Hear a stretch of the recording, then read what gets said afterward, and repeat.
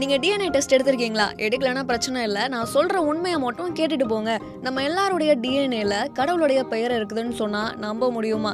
அட நம்பி தாங்க ஆகணும். நீங்க ஒரு மாஸ்டர் பீஸ திங்க் பண்ணும்போது அதுல அந்த ஆர்டிஸ்டோட சிக்னேச்சர் இருக்கும் இல்லையா? அதே போல தான் அமெரிக்கால இருக்கிற ஒரு குரூப் ஆஃப் ரிசர்ச்சர்ஸ் ஒரு வித்தியாசமான ஒரு விஷயத்த கண்டுபிடிக்கிறாங்க மனுஷனுடைய டிஎன்ஏல இருந்து. ஸோ டிஎன்ஏவை செக் பண்ணும்போது அவங்களுக்கு 10565 அப்படின்ற ஒரு நம்பர் வந்து கிடைக்குது. ஸோ அவங்க இந்த நம்பரை லெட்டர்ஸா ரீப்ளேஸ் பண்ணலாம் அப்படின்னு ஈப்ரூ ஆல்பபெட்டை வந்து சூஸ் பண்றாங்க. ஸோ அதுக்கு அவங்க சேஞ்ச் பண்ணும்போது அவங்களுக்கு ஒரு வேர்ட் வந்து ஃபார்ம் ஆகுது. அது என்ன அப்படின்னு கேட்டிங்கன்னா யோட் இ வா ஹி. இது என்ன வார்த்தையா இருக்கும்னு டிரான்ஸ்லேட் பண்ணி பார்க்குறாங்க. அப்படி பண்ணும்போது யாவே அப்படிங்கிற நேம் கிடைச்சிருக்கு. இது அங்கே இருந்த ரிசர்ச்சர்ஸ் எல்லாரையுமே பிரமிக்க வச்சிருச்சு. யாவே அப்படிங்கிற கடவுளுடைய பெயர் இன்னைக்கு நம்மளுடைய டிஎன்ஏல இருக்கு. ஒரு மனுஷனுக்குள்ள 37 ட்ரில்லியன் செல்ஸ் இருக்கு.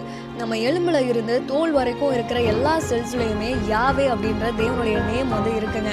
இன்னைக்கு நீங்க யாரா இருந்தாலும் சரி, எங்க இருந்து வந்திருக்கீங்க அப்படின்றது முக்கியம் இல்லை. ஆனா நம்மளை படைச்சவர்கிட்ட இருந்து நம்மளால விலகி செல்லவே முடியாது.